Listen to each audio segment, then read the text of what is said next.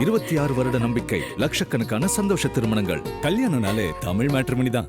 S, வீடு, schools, hotels, store room இங்கெல்லாம் partition wall கட்டணும்னாலும் இப்போ பில்டிங் ஓனர்ஸோட first choice Renocon Rapid Wall Panels. வணக்கம்.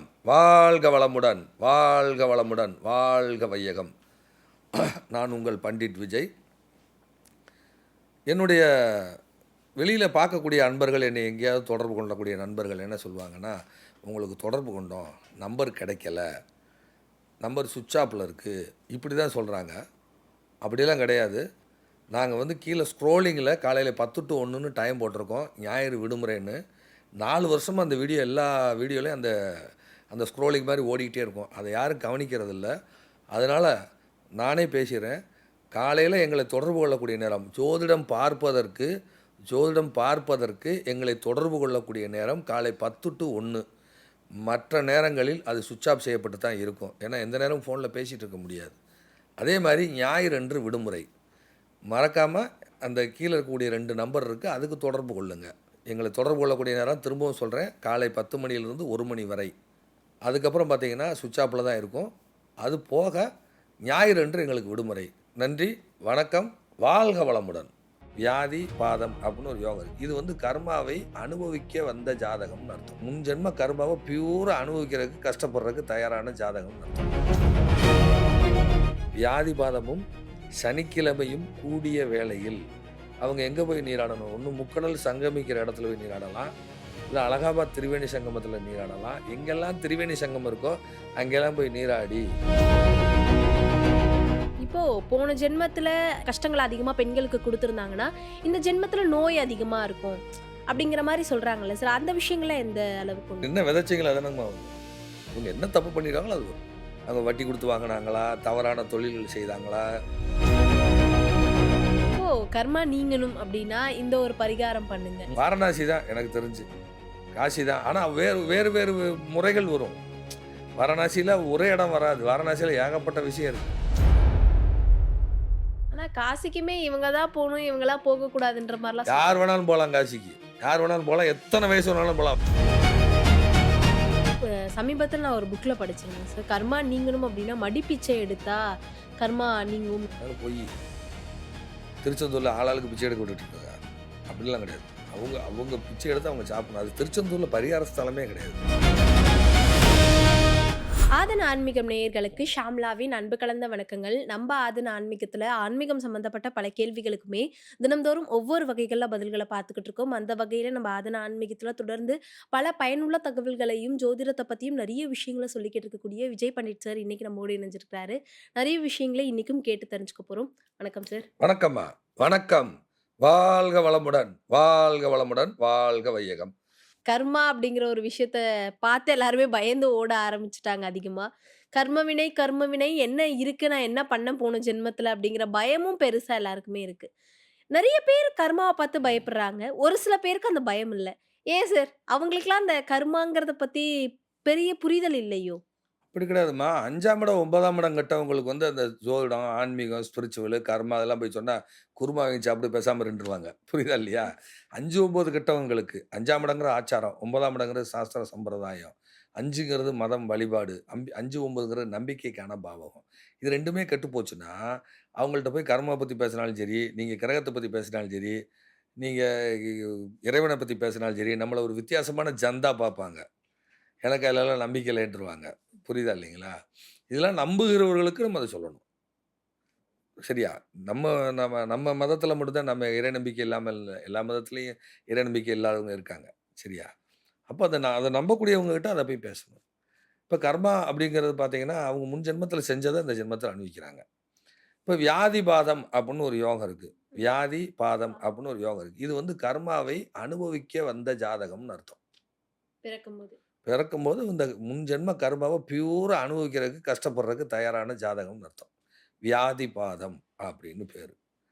அப்போ இந்த ஜாதகருக்கு, இந்த மாதிரி ஜாதகருக்கு என்ன மாதிரி சொல்யூஷன் சொல்லணும்னா, அவங்களுடைய ஜாதகத்தில் 5ஆம் அதிபதி யார், அவர் எங்கே இருக்கார், அதற்கான அதுக்கான சொல்யூஷன் என்னங்கிறத அதை வச்சு தான் தீர்மானிக்க முடியும்.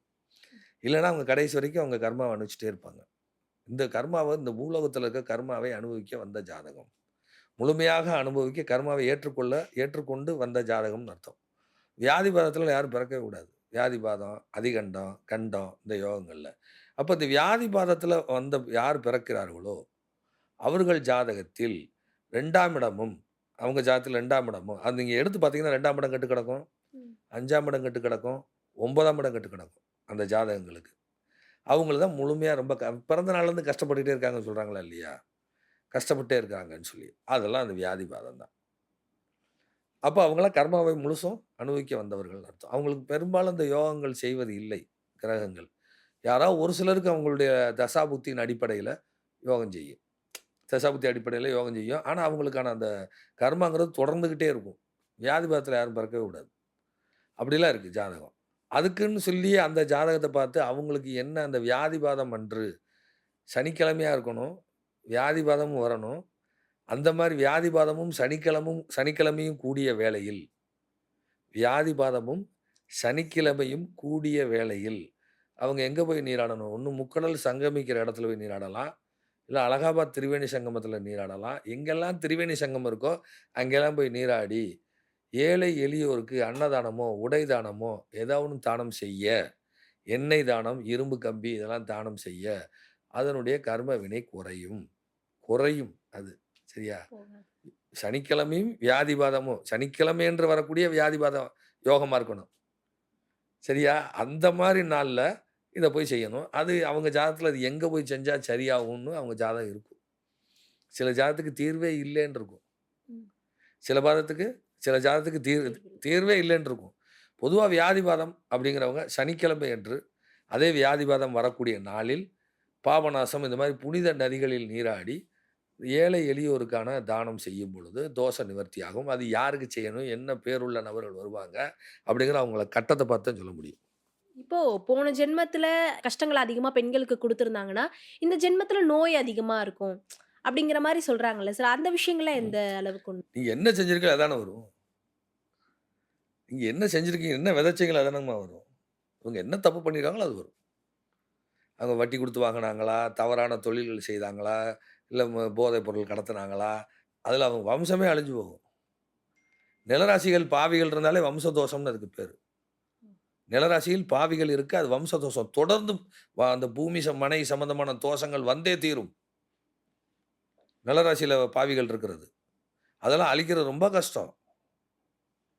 நெறைய இருக்கு. கர்மாவுக்கு இதுதான் இல்ல. நெறைய இருக்கு. இந்த விஷயம் தான் இல்ல. வேற நெறைய இருக்கு. அவங்க என்ன கர்மா செஞ்சிருக்காங்க? என்னென்ன பண்ணியிருக்காங்க? அது உணவு கலப்படம் பண்ணாங்களா? அல்லது யாருக்கா தான தர்மம் செஞ்ச தான தர்மத்த திருப்பி வாங்குனாங்களா?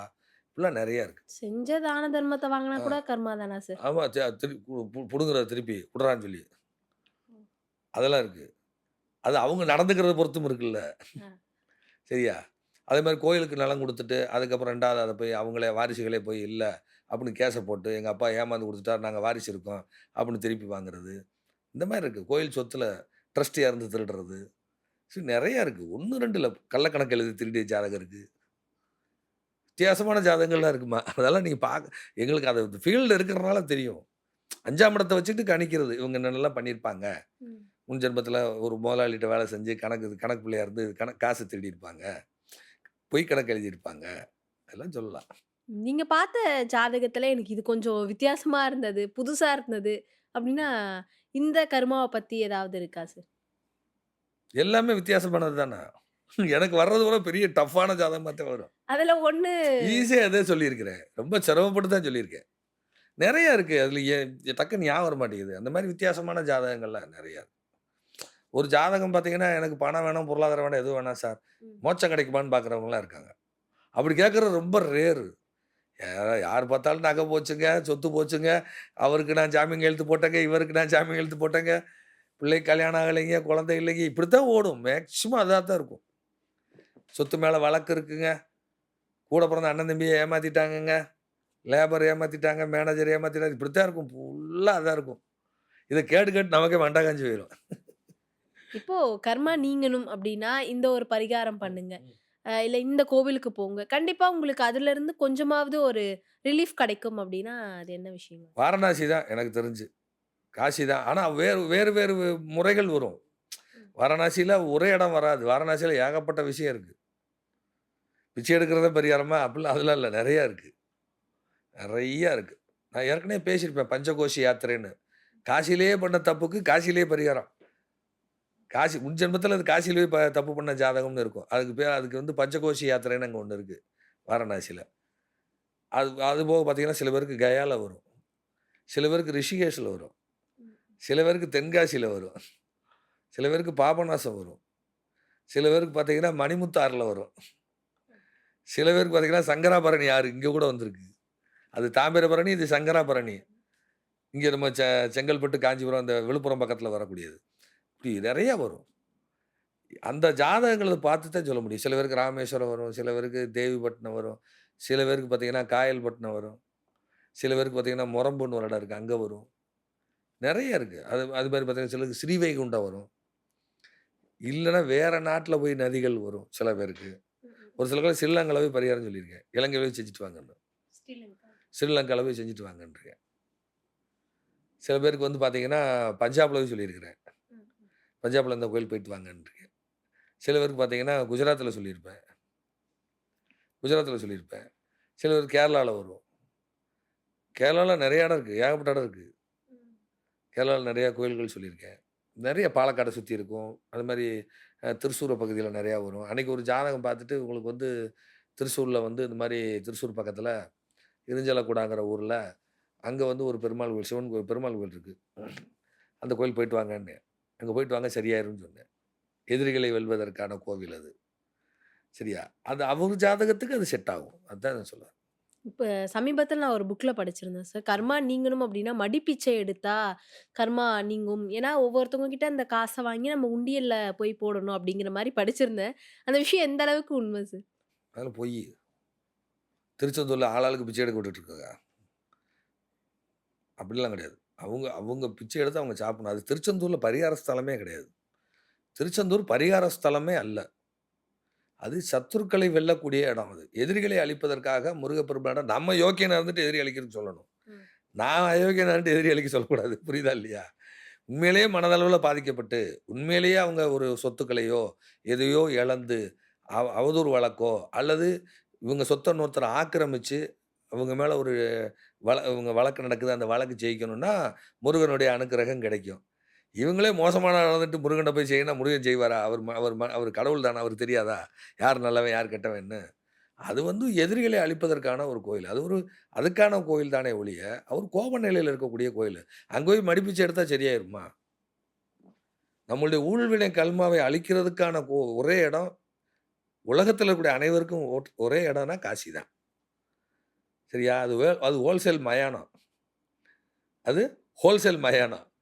அங்க தான் போய் நம்ம கர்ம பூமி. அங்க தான் போய் நம்ம கர்மத்த கழிக்க முடியும். வேற எங்கேயும் கழிக்க முடியாது. ஆனா காசிக்குமே இவங்க தான் போணும், இவங்கலாம் போகக்கூடாதுன்ற மாரிலாம் யார் சொல்றாங்க. வேணாலும் போலாம் காசிக்கு. யார் வேணாலும் போலாம். எத்தன வயசு வேணாலும் போலாம். வயசான காலத்தில காசி போகவே முடியாது. படிக்கட்டு கிட்டத்தட்ட 100 படிக்கட்டு கீழ இறங்கணும். நீங்க கங்கையில இறங்குறதுக்கு. வயசான காலத்தில ஏறி இறங்க முடியுமா? காசியில இன்னைக்கு இருக்கிற கூட்டத்துக்கு உள்ளவன தள்ளி விட்டு போயிருவான். சமீபத்தில ஒரு கட்சி கூட்டத்தில கீழ விட்டு மிதிபட்டு செத்தாங்கல்ல. அது மாரி மிதிபட்டு செத்து போயிருவான். அதெல்லாம் கிடையாது. காசிக்கு போயிட்டு வந்து அதில ஒருத்தர் சொல்லிட்டு நெறைய பேர் சொல்றாங்க. காசி போயிட்டு வந்தா பொய் சொல்லக்கூடாது, சொல்லக்கூடாதுன்னு. ஒரு வியாபாரி பொய் சொல்லி தானே ஆகணும். ரூ. 50 வாங்குற பொருள ரூ. 45 விப்பாரா? விப்பாரா சொல்லுங்க. அப்ப அதுவும் பொய் தானே. ரூ. 50 வாங்கி ரூ. 65 விக்கிறது லாபம். ம். அவருக்குன்னு ஒரு வயிறு இருக்குல்ல. அவருக்குன்னு ஒரு குடும்பம் இருக்குல்ல. அவருக்குன்னு ஒரு தொழிலாளி இருக்காங்கல்ல. சம்பளம் குடுக்கணும்ல. அவர் முதல் போட்டவரு. காசி போயிட்டு வந்தா யோக்கியரா தான் வாழணும் அப்படிங்கிறலாம் அப்படிலாம் கிடையாதும்மா. அவங்க கடந்த காலத்தில நடந்த சம்பவத்த அழிச்சுட்டு வந்துர்றோம். இன்னைக்கு செஞ்சுட்டு இருக்கிற கர்மா பதிவாயிட்டு இருக்கும். அடுத்த ஜென்மத்துக்கு போகும். அவ்வளோதான். கடந்த கால நிகழ்வு அங்க கிளியர் ஆயிரும். இப்ப செஞ்சுட்டு இருக்கிற கர்மா அடுத்த ஜென்மத்துக்கு தொடரும். அது தொடராமலாம் போகாது. புரியுதா இல்லையா? காசி போனா காசி போயிட்டு வந்தா ஆ அதுக்கப்புறம் பொய் சொல்லக்கூடாது, அது செய்யக்கூடாது அப்படிலாம் கிடையாது. ஒரு வியாபாரி என்ன பண்ணுவாரு? பொய் சொல்லித்தான் ஆகணும். ரூ. 60 வாங்கிட்டு ரூ. 60 வித்தா அவருக்கு என்ன லாபம் இருக்கு? இதெல்லாம் சும்மா என்னத்தையாவது அடுத்தவன் காசி போகக்கூடாது, அடுத்தவனுக்கு பரிகாரம் சொல்லக்கூடாதுங்கிறதுக்காக சொன்ன வேலை. புரியுதா இல்லையா? ஒரு காலத்தில மீடியால பேசுறவங்கலாம் பைத்தியக்காரன்னு சொன்ன ஆளுங்க, இன்னைக்கு மீடியால உட்கார்ந்து பேசிட்டு இருக்காங்க. அதுக்கு என்ன சொல்றது? சொல்லுங்க. நான் மீடியால போய் பேசி நெறைய லாஸ் ஆகி போச்சு எனக்கு. அதை ஒரு நண்பர் சொன்னார், ஜோசியத்துக்கு மீடியா அவசியமான்னு கேட்டார். இன்றைக்கி அவரே மீடியாவில் பேசிகிட்டு இருக்காரு. ஏன் பேசுகிறாரு? அன்னைக்கு பேசுன வேற வாய், இன்னைக்கு பேசுன வேற வாயா? சொல்லுங்கள். அது வேற வாய், இது நார வாயா? சொல்லுங்க. ஜோசியத்துக்கு விளம்பரமான்னு கேட்டாலாம் நானும் பார்த்து தான் வந்திருக்கிறேன். அப்படிலாம் இல்லை. பொய் சொல்லாத மனுஷன் யார் இருக்கா? ஒரு ஆள் துரத்திட்டு அடிக்கிறதுக்கு வர்றாங்க. நீங்கள் என்ன சொல்லுவீங்க? இந்த இருக்காருன்னு சொல்லுவீங்களா? என்ன சொல்லுவீங்க? ஆள் இல்லையே, தெரியாதப்பா, ஆள் போயிட்டாருப்பான்னு சொல்லுவீங்க. ஆனால் அது பொய் தானா? ஒரு உயிரை காப்பாற்றுறக்காக சொல்லலாம் இல்லையா? அது மாதிரி தான் அது. சரியா? அப்படிலாம் இல்லை. காசிலலாம் கழிக்க முடியும், வேறு எங்கேயும் கழிக்க முடியாது. அதற்கு அவங்க ஜாதகம் பார்க்கணும். அந்த ஜாதகம் பார்த்து காசியில் போய் என்னென்ன செய்யணுங்கிறது முறைகள் இருக்குது. காசிக்கு போய் எல்லாரும் பிச்சை எடுத்துறது அப்படி கிடையாது. கண்டிப்பா சார். நிறைய விஷயங்கள பகிர்ந்துக்கிட்டீங்க. மிக்க நன்றி சார். நன்றிம்மா. வணக்கம். வாழ்க வளமுடன், வாழ்க வளமுடன், வாழ்க வையகம். வெளியில் பார்க்கக்கூடிய அன்பர்கள், என்னை எங்கேயாவது தொடர்பு கொள்ளக்கூடிய நண்பர்கள் என்ன சொல்லுவாங்கன்னா, உங்களுக்கு தொடர்பு கொண்டோம், நம்பர் கிடைக்கல, நம்பர் சுவிட்ச் ஆஃபில் இருக்குது, இப்படி தான் சொல்கிறாங்க. அப்படிலாம் கிடையாது. நாங்கள் கீழே ஸ்க்ரோலிங்கில் காலையில் 10 to 1ன்னு டைம் போட்டிருக்கோம், ஞாயிறு விடுமுறைன்னு. 4 வருஷமாக அந்த வீடியோ எல்லா வீடியோலையும் அந்த ஸ்க்ரோலிங் மாதிரி ஓடிக்கிட்டே இருக்கும். அதை யாரும் கவனிக்கிறதில்ல. அதனால் நானே பேசுகிறேன். காலையில் எங்களை தொடர்பு கொள்ளக்கூடிய நேரம், ஜோதிடம் பார்ப்பதற்கு எங்களை தொடர்பு கொள்ளக்கூடிய நேரம் காலை 10 to 1. மற்ற நேரங்களில் அது சுவிட்ச் ஆஃப் செய்யப்பட்டு தான் இருக்கும். ஏன்னா எந்த நேரம் ஃபோனில் பேசிகிட்டு இருக்க முடியாது. அதே மாதிரி ஞாயிறு அன்று விடுமுறை. மறக்காமல் அந்த கீழே இருக்கக்கூடிய 2 நம்பர் இருக்குது, அதுக்கு தொடர்பு கொள்ளுங்கள். எங்களை தொடர்பு கொள்ளக்கூடிய நேரம் திரும்பவும் சொல்கிறேன், காலை 10 மணியிலிருந்து 1 மணி வரை. அதுக்கப்புறம் பார்த்திங்கன்னா சுவிட்ச் ஆஃபில் தான் இருக்கும். அது போக ஞாயிறு அன்று எங்களுக்கு விடுமுறை. நன்றி, வணக்கம், வாழ்க வளமுடன்.